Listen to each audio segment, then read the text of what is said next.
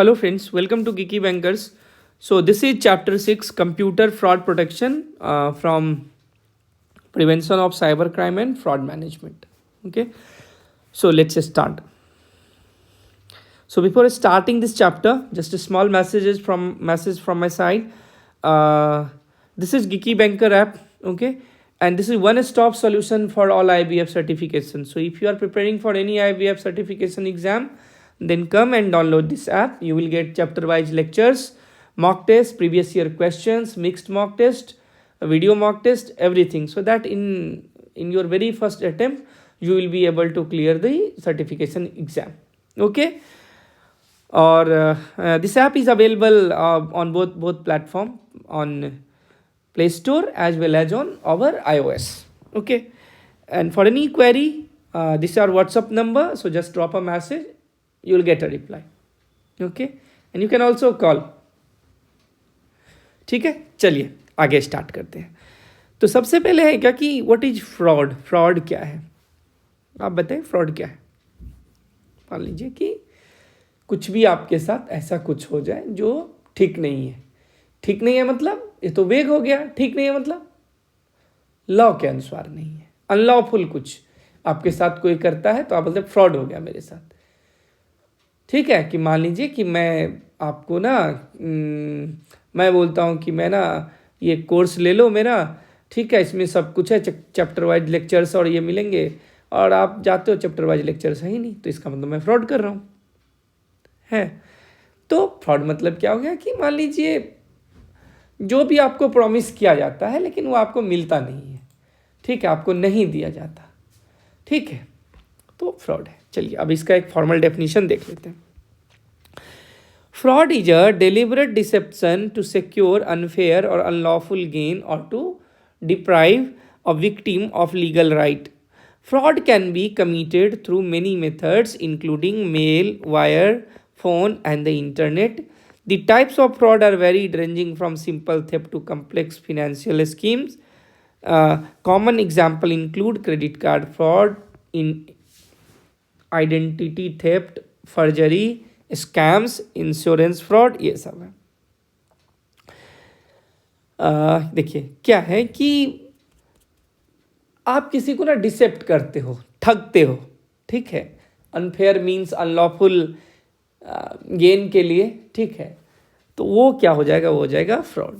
Fraud आप सभी जानते हैं, मुझे पता है. यदि एक लाइन भी पढ़ोगे तो आप आंसर कर दोगे. तो इसको छोड़ देते हैं, आगे बढ़ते हैं. Different IPC sections related to fraud. एकदम इसको एकदम बाय हार्ट कर लेना, एकदम रट लेना इसको. देखिए सेक्शन 24 क्या बोलता है, तो ये फ्रॉडुलेंटली को डिफाइन करता है. Section 24 of IPC. IPC, IT act और इंडियन कॉन्ट्रैक्ट एक्ट, ये तीनों याद रखना है हमेशा. आईपीसी में करीब 4-5 हमारे लिए सेक्शंस हैं.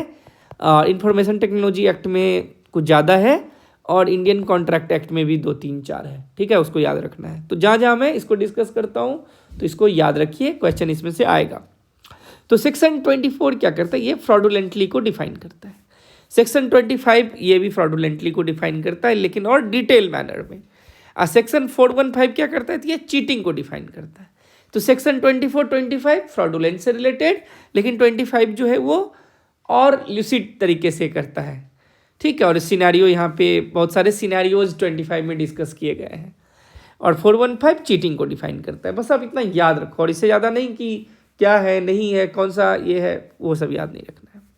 अब आइए, there are many other words similar in meaning and context with fraud. यानी फ्रॉड के लिए और दूसरे वर्ड क्या क्या यूज़ किए जाते हैं, जैसे चीटिंग है, डिसऑनेस्टी है, डिसऑनेस्टी हो गया, रॉन्गफुल गेन है, एब्यूज है, मिसयूज है. तो these all are word synonym for frauds. Section 17 of Indian contract act क्या बोलता है, तो सेक्शन 17 जो इंडियन कॉन्ट्रैक्ट एक्ट है 1872 का, तो this is also deals with concept of fraud. तो फ्रॉड के साथ इंडियन कॉन्ट्रैक्ट एक्ट का सेक्शन 17 भी याद रखना है आपको. ठीक है, आगे आइए. कंप्यूटर फ्रॉड क्या है, तो computer fraud refers to any type of fraud that involves the manipulations of computer system and the internet और digital data to deceive individual organisation for personal financial gain. Computer fraud का मतलब है जहाँ पर computer का use किया गया है, ठीक है ना, जहाँ पे कंप्यूटर का यूज किया गया है फ्रॉड के लिए, तो that is computer fraud. Simplest में लैंग्वेज में हम इसको यही बोल सकते हैं, ठीक है। तो involves the manipulation of computer system, internet, digital data to deceive individuals और ऑर्गेनाइजेशन फॉर पर्सनल और financial gain, this is computer fraud. और कंप्यूटर फ्रॉड का एग्जाम्पल क्या क्या है, तो identity theft, phishing, hacking, malicious software, data breach, internet auction fraud, ये नया टर्म आ गया ना।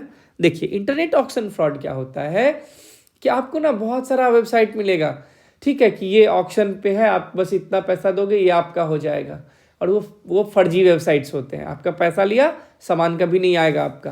तो ये हो गया credit card fraud, ransomware attack. Ransomware attack आप जानते ही होंगे, स्क्रीन लॉक कर दिया और आपका जो कंटेंट है सिस्टम का, फाइल सब फोल्डर, उसको इनक्रिप्ट कर देता है।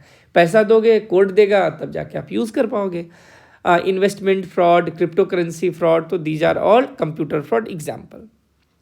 नेक्स्ट क्या है कि कंट्रोल्स फॉर इंफॉर्मेशन सिक्योरिटी। चलिए इस डेफिनेशन को पढ़ेंगे, लेकिन उससे पहले थोड़ा समझते हैं कि कंट्रोल क्या होता है। देखिए कंट्रोल्स मतलब हुआ मेजर्स। मेजर्स मतलब हुआ कि आप मान लो किसी चीज़ से बचने हैं तो आप क्या करोगे, कुछ तो करोगे। तो ये कंट्रोल्स में क्या होता है, controls for information security, information को बचाने के लिए, ठीक है, उसको बचाने के लिए आप कौन कौन से मेजर्स लेते हो। तो वी कैन से कि controls for information security are measures implemented to safeguard information and information system by mitigating information security risk. These controls are designed to protect the confidentiality, integrity, availability। ये जो CIA है, 3 pillar है information security के, confidentiality, integrity and availability. तो इस तीनों को preserve किया जाता है कंट्रोल्स के थ्रू, कि हमारे इंफॉर्मेशन का कॉन्फिडेंशियलिटी भी बचा रहे, इंटीग्रिटी भी बचा रहे, अवेलेबल भी हो। तो ये सब के लिए कंट्रोल्स लेते हैं। Hence, the success of an information security policy and its implementation largely depends upon the nature of controls deployed, their adequacy and efficiency of implementation। कि कितना अच्छे से आपने ये कंट्रोल्स लिया हुआ है, तो जाके ही जो है वो आपका इंफॉर्मेशन जो है वो प्रोटेक्ट रहेगा, ठीक है। अब नेक्स्ट क्या है कि देखिए टाइप्स ऑफ कंट्रोल्स की यदि मैं बात करता हूँ, तो टाइप्स ऑफ कंट्रोल क्या क्या है। देखिए तो इंफॉर्मेशन, अब अच्छे से एक चीज़ दिमाग में रखना है, माइंड में, यहाँ पर जो हम लोग कंट्रोल्स देखेंगे ये सारे कंट्रोल्स हैं आपके इंफॉर्मेशन सिक्योरिटी के लिए।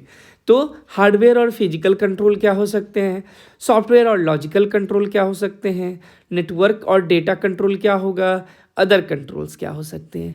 लेकिन इस सब के सेंटर में कौन है, इंफॉर्मेशन सिक्योरिटी। देखिए अब एक बार ना पहले देख लेते हैं कि इसका स्ट्रक्चर क्या है, फिर जाकर के हम इसको डिस्कस करेंगे। तो हार्डवेयर और फिजिकल कंट्रोल है यहाँ पे लिखा हुआ।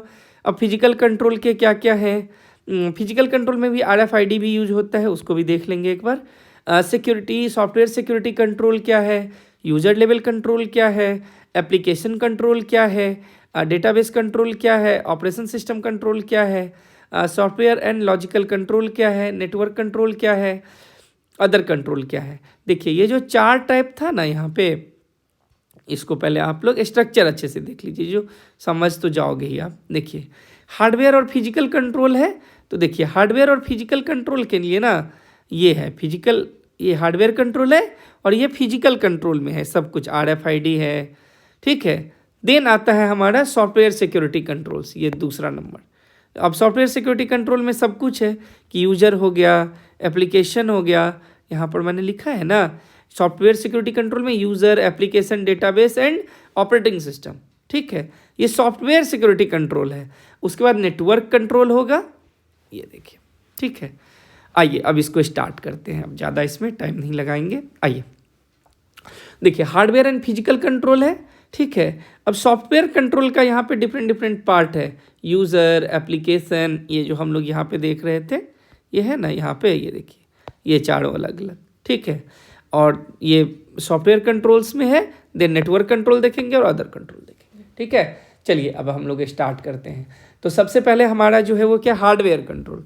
तो हार्डवेयर कंट्रोल में क्या क्या हो सकता है, identify the hardware information asset को सबसे पहले जैसे प्रोक्योर होता है तो टैग वैग लगाते हो ना आप कि क्या है नहीं है. Recording the hardware right from procurement stage. Classify the hardware on the basis of factors like criticality, monetary value, keeping an inventory control, monitoring the movement of hardware inter-department and intra-department etc, and constantly reviewing the controls initiated for their adequacy and effectiveness.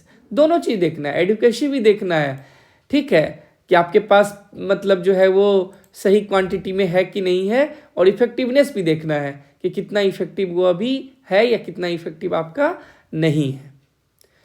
ठीक है, अब देखिए next हम लोग देखेंगे कि यहाँ पे तो ये तो हार्डवेयर कंट्रोल्स में कुछ है नहीं इसमें डिस्कस करने के लिए, आप एक बार पढ़ लें.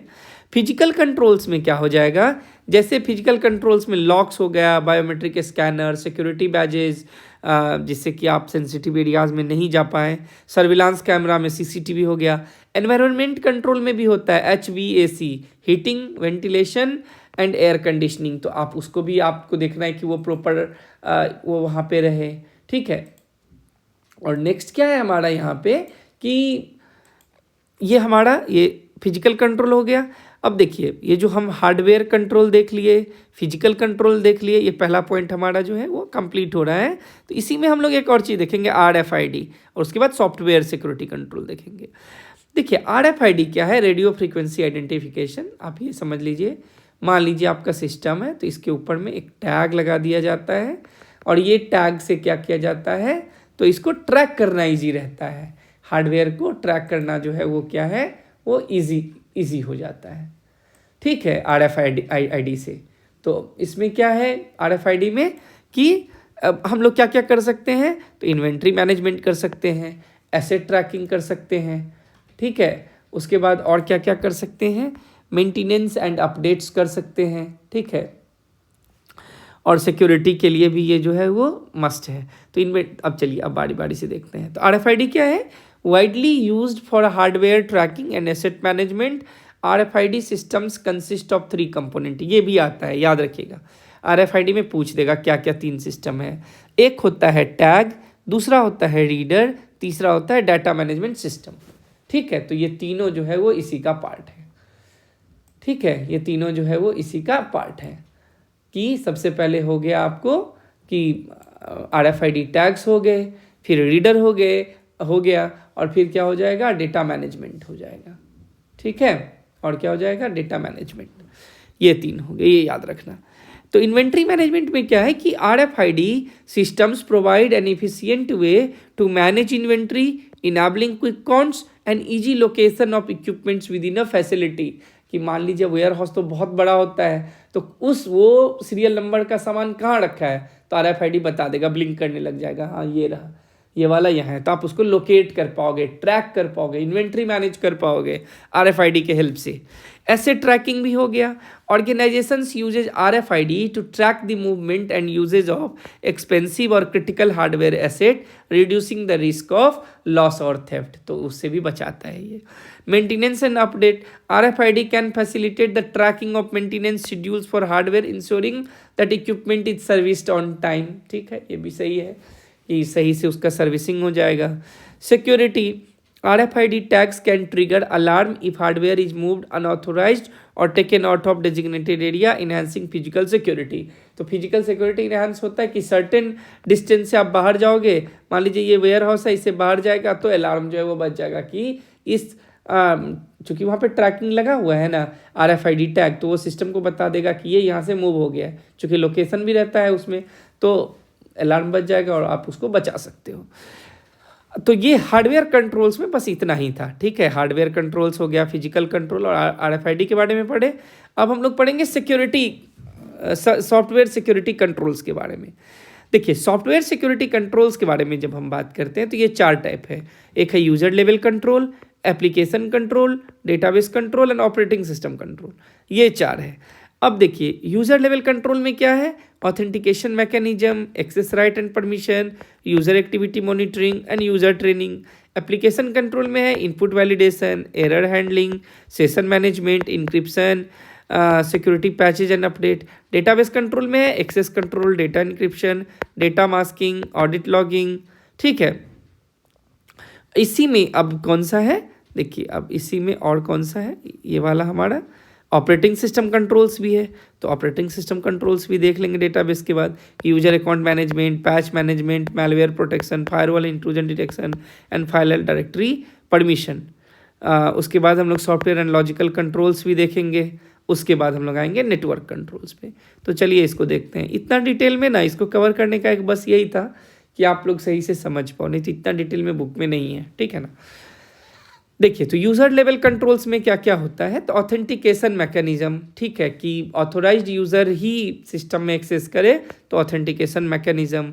एक्सेस राइट एंड परमिशन, ठीक है, define what authenticated users are allowed to do within the system such as read, write, execute permission based on their roles and group। तो एक्सेस राइट और परमिशन में कि किसको क्या परमिशन रहेगा, मान लीजिए कि किसको क्या परमिशन रहेगा, किसी को सिर्फ रीड का हो सकता है, किसी को राइट का रह सकता है, दोनों का रह सकता है, किसी को तीनों का भी रह सकता है, रीड राइट एग्जीक्यूट, किसी को सिर्फ रीड का रहेगा, तो ये देना। User activity monitoring and logging, की यूज़र सिस्टम में क्या कर रहा है तो उसको ट्रैक करना। यूजर ट्रेनिंग एंड अवेयरनेस, तो इसको भी देखना है। एप्लीकेशन कंट्रोल में हो गया इनपुट वैलिडेशन, की इनपुट आप क्या कर रहे हो, एरर हैंडलिंग हो गया, सेशन मैनेजमेंट हो गया, इंक्रिप्शन ऑफ सेंसिटिव डेटा हो गया, सिक्योरिटी पैचेज एंड अपडेट हो गए, ये एप्लीकेशन कंट्रोल्स में हुआ। डेटाबेस कंट्रोल में भी हम लोग देखते हैं कि access control, data encryption, data masking and redaction, conceal sensitive data ensuring that it is only visible to authorized user, database के लिए है ये। audit logging, records access and change to the data providing an audit trail that can be analyzed for suspicious activity। मतलब कोई भी logging तो होता ही है डेटाबेस में, आप जो जो स्टेप परफॉर्म कर रहे हो, जो क्वेरी चला रहे हो, कुछ कर रहे हो, वो सारा जो है वो रिकॉर्ड होता रहता है। नेक्स्ट क्या, ऑपरेटिंग सिस्टम कंट्रोल में क्या है कि मैंने इसको ना बहुत डिटेल में इसलिए नहीं कर रहा हूँ कि सेल्फ एक्सप्लानेटरी ही है ये, ठीक है ना, तो कुछ ज़्यादा बताने का है नहीं। बस आप ये याद रखो कि ये कंट्रोल्स जो है सॉफ्टवेयर सिक्योरिटी कंट्रोल्स में ये सब होता है, user level, application level, database level and OS level, ठीक है। तो ओएस लेवल में हम लोग देखेंगे कि यूजर अकाउंट मैनेजमेंट है, manages user accounts and permissions at the OS level ensuring the principle of list privilege applied, जितना जरूरी हो उतना ही हम देंगे प्रिविलेज। पैच मैनेजमेंट की रेगुलरली आपको ओएस को अपडेट करते रहना है। मैलवेयर प्रोटेक्शन, आपको एंटीवायरस, एंटी मालवेयर सॉल्यूशन जो है वो इंस्टॉल्ड रहना चाहिए। Firewall and intrusion detection system, monitor and control incoming and outgoing network traffic based on predetermined security rules and detect suspicious activities. Firewall और intrusion detection system, file and directory permission, manage access to files and directories ensuring that only authorised users and process can access और modify them, ठीक है। File और directory permission होता है ना, जैसे आपका एडीएस होता है ना, ये विंडो का सर्विस है ना, एक्टिव डायरेक्टरी सर्विसेज, कि किसको क्या परमिशन किस डायरेक्टरी किस फाइल पे देना है, आप सब करते हो ना एक्टिव डायरेक्टरी सर्विस के थ्रू।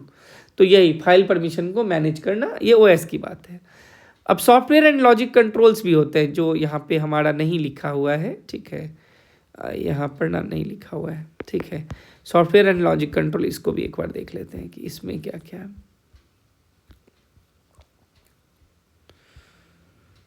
ठीक है, देखिए, these controls are software and logical method to protect the integrity, confidentiality and availability of data। तो authentication and authorization mechanism, antivirus, anti malware, encryption, audit log monitoring, patch management, तो ये सब वही था जो OS या फिर एप्लीकेशन लेवल पे हम लोग लगाते हैं। अब नेटवर्क कंट्रोल क्या क्या हो सकता है, अभी तक हमने क्या क्या पढ़ा, अभी तक हमने देखा है हार्डवेयर और फिजिकल कंट्रोल, बस वही देखा है, और एक सॉफ्टवेयर कंट्रोल हम लोग देखे हैं, है ना। यहाँ पर जो है वो क्या देखे हैं कि ये था ना हमारा, ये जो था कि ये हमारा क्या है, हार्डवेयर एंड फिजिकल कंट्रोल देख लिए, सॉफ्टवेयर एंड लॉजिकल कंट्रोल देख लिए। अब हम लोग पढ़ रहे हैं नेटवर्क, और दिन पढ़ेंगे अदर कंट्रोल्स के बारे में। तो नेटवर्क में यहाँ पे क्या क्या लिखा हुआ है कि फायरवॉल्स को इंस्टॉल करना पड़ेगा, जिससे इनकमिंग और आउटगोइंग नेटवर्क ट्रैफिक को आप जो है वो देख सको, ठीक है। Intrusion detection and prevention systems होने चाहिए टू मॉनिटर नेटवर्क एंड और system activities for malicious activities and policy violation. Virtual private network होना चाहिए to create a secure and encrypted connection over a less secure network such as internet.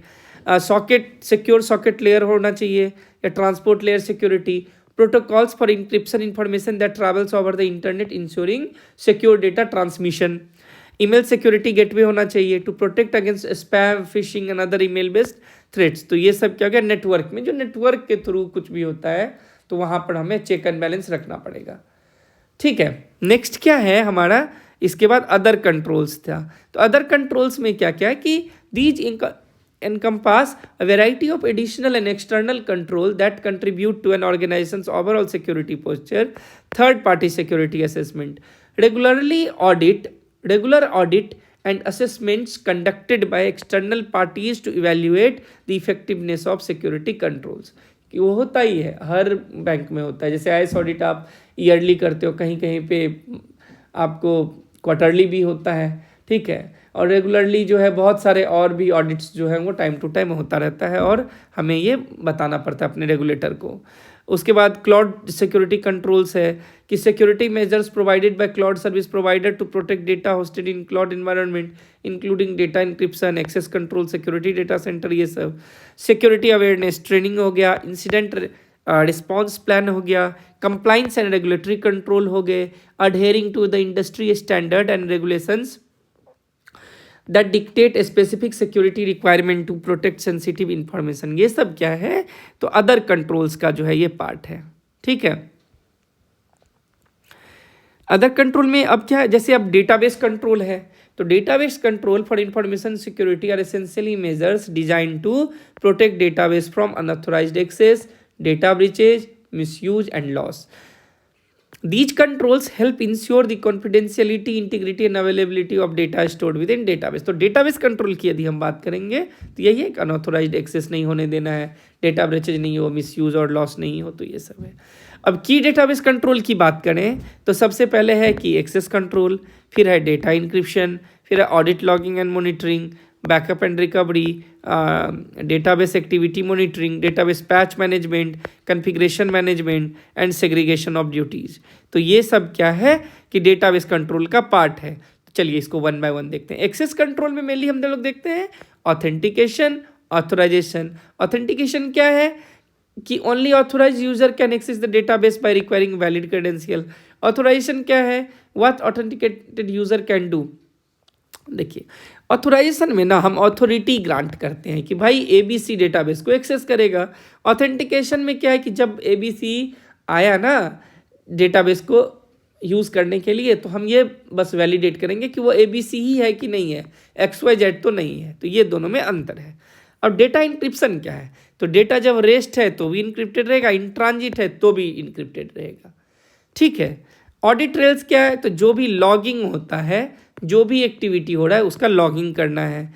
Real time monitoring continuously monitors database activity to detect and alert on suspicious on anomalous behaviour in real time. अब मान लीजिए किसी ने query चला दिया है क्या कि 10 करोड़ यूजर्स का कुछ अपडेट कर दिया, मान लीजिए क्वेरी चला के, फिर तो आप उसको देखोगे ना अपडेट क्वेरी। वैसे भी अपडेट डिलीट सिर्फ व्यू छोड़ करके सब क्वेरी का जो है वो ऑडिट होता है, वो देखा जाता है क्या क्या चला गया है, वो देखा जाता है, DBA भी देखता है और दूसरे लोग भी। बैकअप एंड रिकवरी, तो regular backups, periodic snapshot of the database ensure the data can be recovered in case of corruption, loss और डेटा ब्रीच। वो हर दिन ही होता है T+1 या EOD पे, ठीक है। और EOD पे का रियल टाइम में भी बैकअप बनता ही रहता है। Recovery plans, well defined procedure for restoring data from backups in case a disaster, ensuring minimum down time and data loss, ठीक है।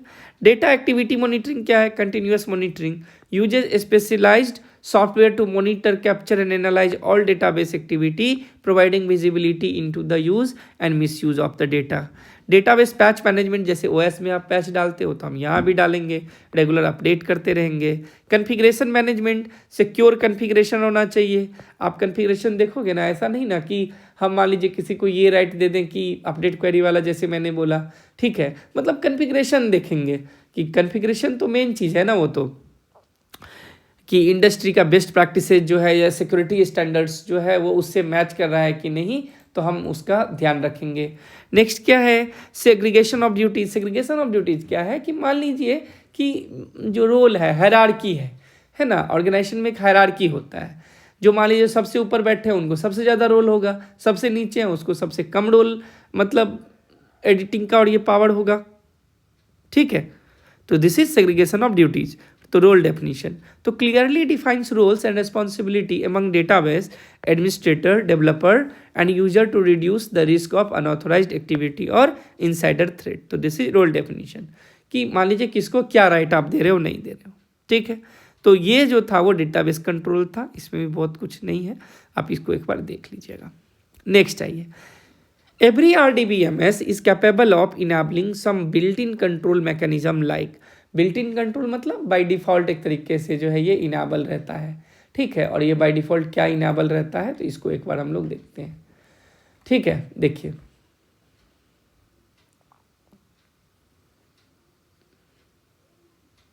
जैसे डेटा इंटीग्रिटी चेक है, कंसिस्टेंसी चेक है कि जो भी आप डाल रहे हो वैल्यू डेटा वो कंसिस्टेंट है कि नहीं है, row level locking, table locking, access control based on user, database access restrictions of backend access, compulsory logging of all transaction including a backend access privilege of database administrator, user management for database user. तो ये सब जो है वो क्या है, built in controls हैं, ठीक है।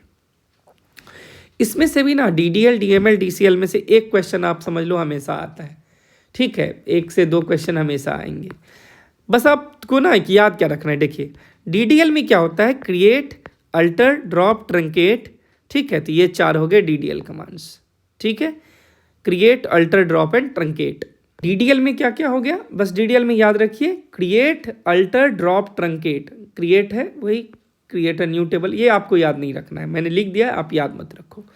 DDL में बस एक चीज़ याद रखो क्या क्या आता है, तो create, alter, drop and truncate, ये 4 होते हैं।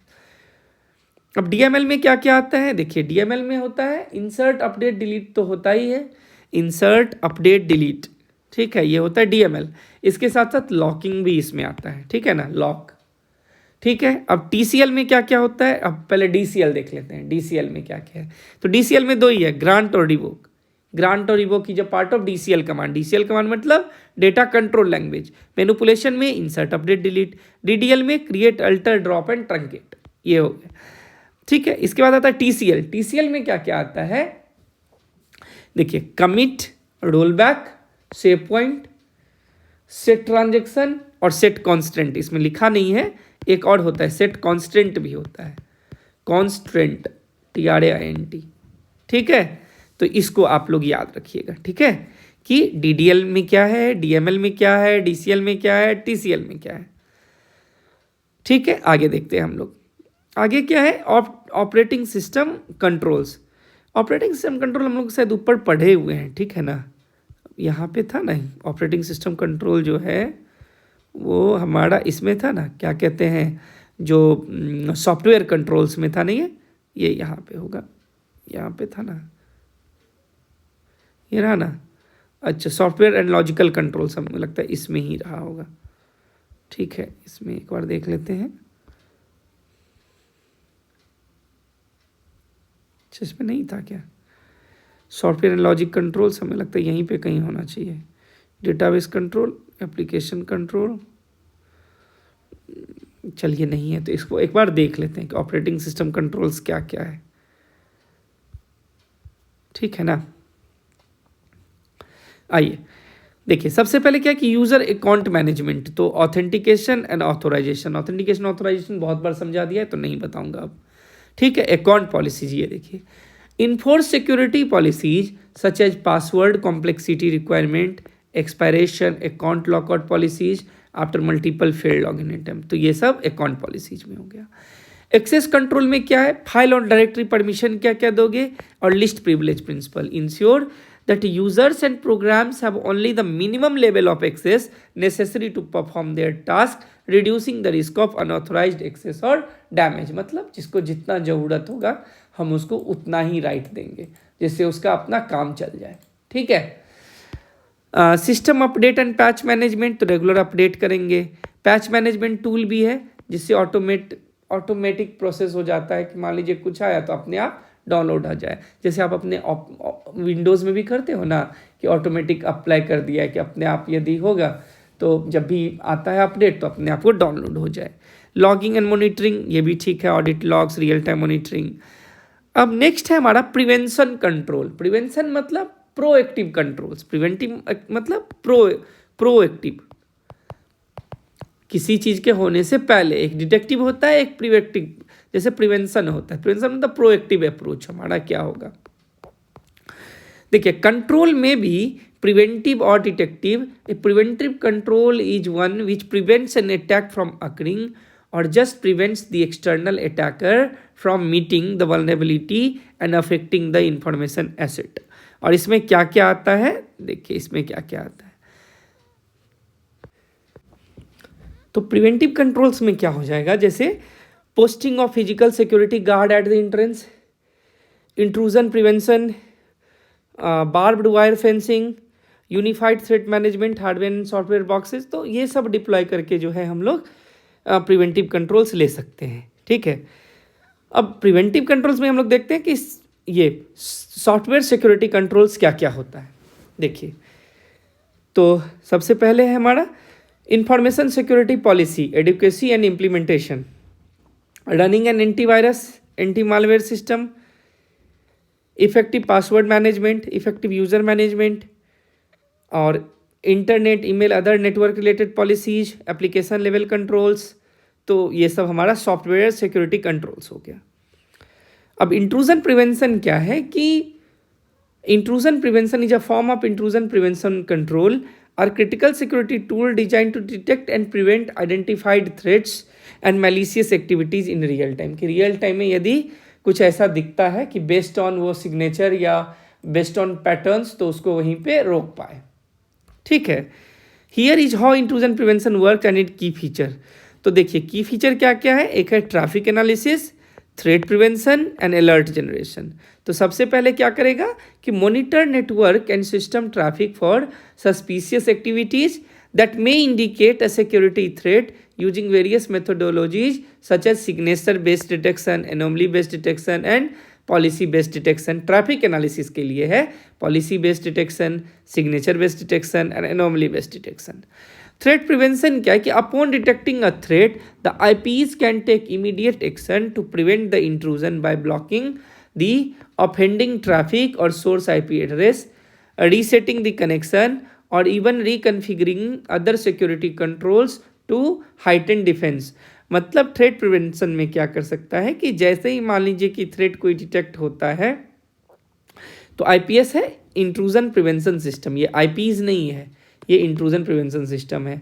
तो ये क्या करेगा कि जो ऑफेंडिंग ट्रैफिक है उसको ब्लॉक कर सकता है, सोर्स IP को ब्लॉक कर सकता है, कनेक्शन को रीसेट कर देगा, रिकन्फिगर कर देगा, तो ये सब करेगा।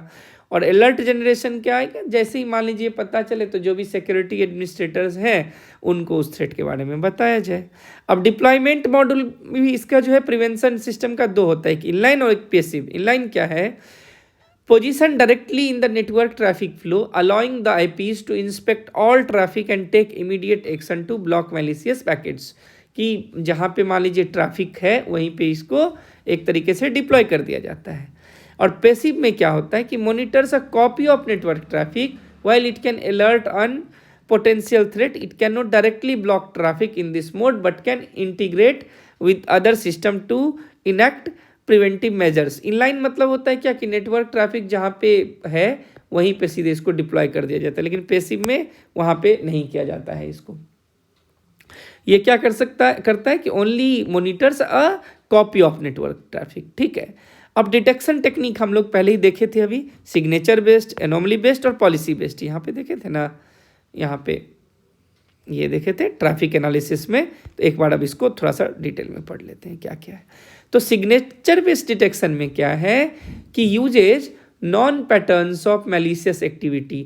देखिए सिग्नेचर मतलब क्या है कि जो नॉन है, आपको पता है कि ऐसे हुआ था तो ये हो सकता है। अब जैसे सिम्टम्स एंड कॉजेज करके होता है ना, तो ऐसे ही कि यदि पैटर्न आपको वो पैटर्न दिखता है तो आप आइडेंटिफाई कर पाओगे कि ये हो सकता है, पर्टिकुलर पैटर्न दिखेगा तो क्या हो सकता है ये। तो तो uses known patterns of malicious activity to identify and block threats effective against known threats but may not detect new और नॉन अटैक्स। ये सिग्नेचर बेस्ड में है कि पैटर्न मैच करेगा, पैटर्न मैच हो गया तो हाँ ए टाइप है, पैटर्न मैच कर गया तो बी टाइप है, जैसा पैटर्न मैच करेगा तो उसको रिकॉग्नाइज कर लेगा। लेकिन कोई ऐसा हो गया जो पहले नहीं देखा गया है तो उस टाइम सिस्टम इसको डिटेक्ट नहीं कर पाएगा।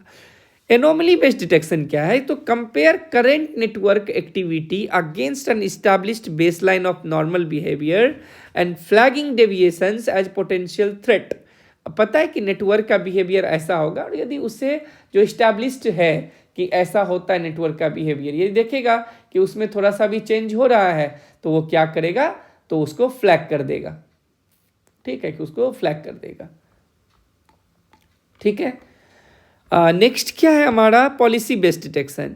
तो uses predefined security policies to identify activities that violate those policies providing a more customised approach to threat detection.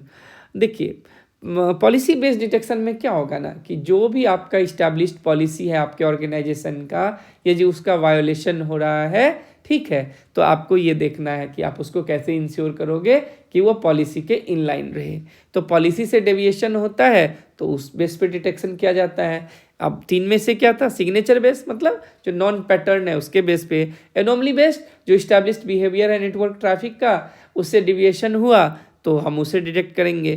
Policy based में क्या है कि हमारा जो इस्टेब्लिश्ड पॉलिसी है उसके अनुसार यदि नहीं आ रहा है ट्रैफिक, उसके अनुसार यदि नहीं, मान लीजिए उसमें कुछ भी डेविएशन देखा जा रहा है तो हम उसको फ्लैग कर देंगे। ठीक है, तो ये था। अब हम लोग देखें डिटेक्शन कंट्रोल। देखिए, detection control is the control that the organisations put in place to check the review of any incident और a report that has happened in the organisation and to put in place the lessons learned from the incident और the impact. अब देखिए, prevention जो था वो proactive approach था। Detection control क्या होगा कि जब वो हो गया है तो उसके बाद आप क्या कर सकते हो, ये है।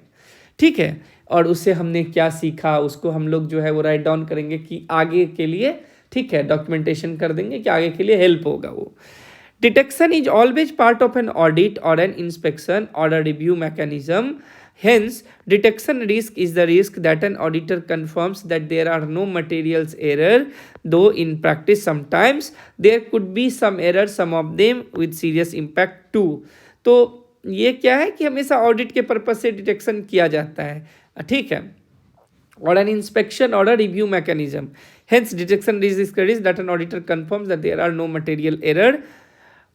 तो डिटेक्शन में कभी कभी क्या होता है कि वो बस चेक करते हैं ऑडिट पॉइंट ऑफ व्यू से, लेकिन कभी कभी क्या होता है कि सीरियस एरर भी वहाँ पे होता है जिसको आफ्टर रिपोर्टिंग जो है वो उसको सॉर्ट आउट कर लिया जाता है। तो ये डिटेक्शन एरर है। तो हमारा जो ये चैप्टर है, ठीक है, कंप्यूटर फ्रॉड प्रोटेक्शन, इसको एक बार और आप लोग पढ़िएगा।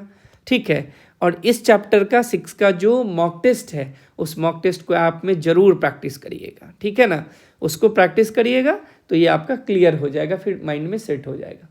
ठीक है, और साथ ही साथ मिक्स्ड क्वेश्चंस जो है वो उसको भी लगाना है। ठीक है, तो आज के लिए मतलब ये चैप्टर जो है हमारा ये अब फिनिश होता है।